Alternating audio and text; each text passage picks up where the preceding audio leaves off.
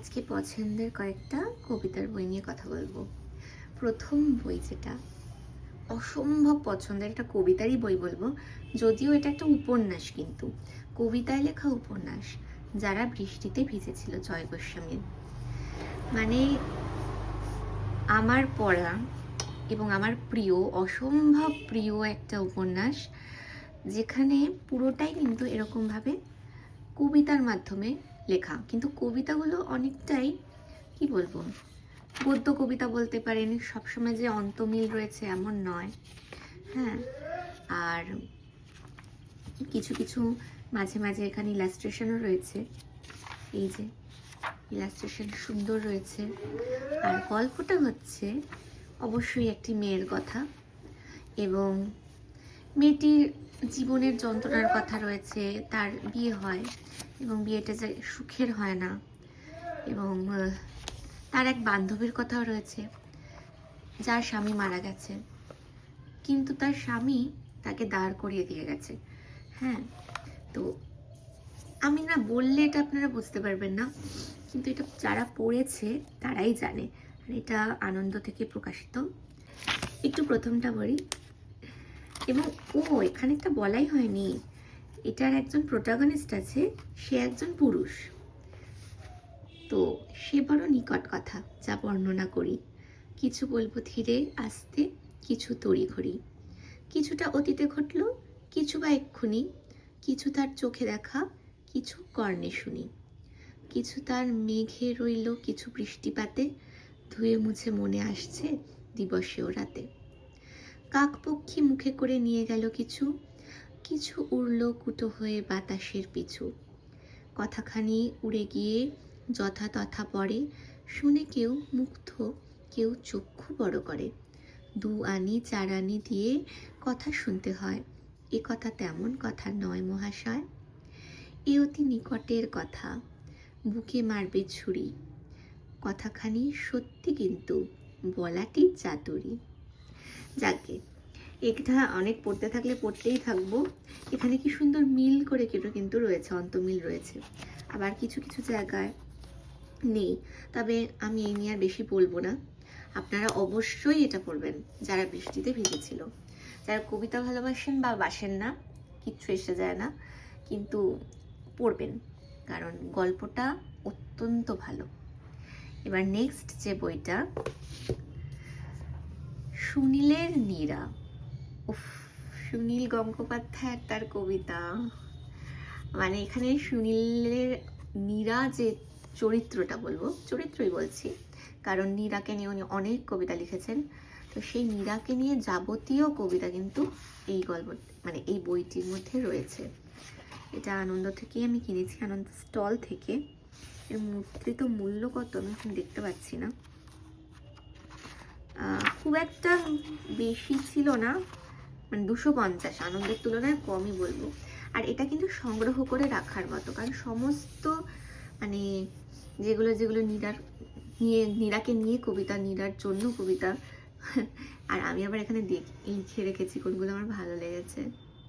আচ্ছা, একটা ভালো লেগেছে এমন একটা 48 পৃষ্ঠা, দেখি কি লেখা আছে, কি রয়েছে ভালো লাগার মতো। এখানে ভালো লাগার মতো তো রয়েছেই, কারণ প্রচণ্ড প্যাশনেট প্রত্যেকটা কবিতা আছে। এখানে একটু ইয়ে করে রেখেছি। আমাকে দিও না শাস্তি নীরা, দাও বাল্য প্রেমিকার স্নেহ। সারাটা জীবন আমি অবাধ্য শিশুর মতো প্রশ্রয় ভিখারি। হঠাৎ করে শুনতে একটু অদ্ভুত লাগছে। 48 না? আচ্ছা, এই যে, আচ্ছা, বয়স। আমার নাকি বয়স বাড়ছে বাড়ছে। হাসতে হাসতে এই কথাটা স্নানের আগে বাথরুমে যে কবার বললুম। এমন ঘোর একলা জায়গায় 2 পাক নাচলেও ক্ষতি নেই তো। ব্যায়াম করে রোগা হব, সরু ঘেরের প্যান্ট পরবো। হাসতে হাসতে দম ফেটে যায়। বিকেল বেলায় নীরার কাছে বলি, আমার বয়স বাড়ছে, শুনছো তো, ছাপা হয়েছে। সত্যি সত্যি বুকের লোম, জুলপি দাড়ি কাঁচায় পাকা। এই যে যে দেখো, দেখে সবাই বলবে নাকি ছেলেটা কই, ও তো লোকটা।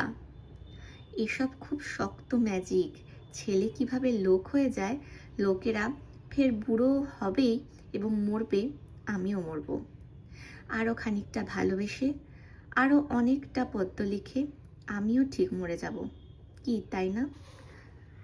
ঘুরতে ঘুরতে কোথায় এলুম, এই জায়গাটা এত অচেনা।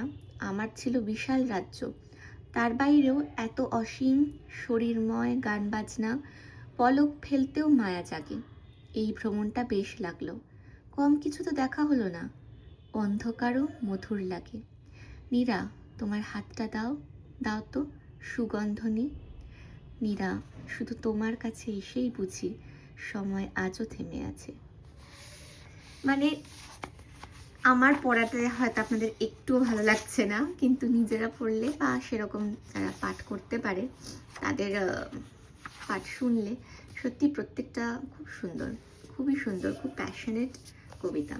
তো এটাও আমি বলবো সংগ্রহ করে রাখতে পারেন যাদের সুনীল গঙ্গোপাধ্যায়ের কবিতা ভালো লাগে, এবং নীরার জন্য লেখা কবিতা।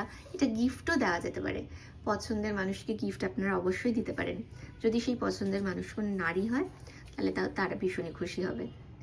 আচ্ছা, এটাও আরেকটা গার্লফ্রেন্ডকে গিফট দেওয়ার জন্য, পাগলি তোমার সঙ্গে কাটাবো জীবন।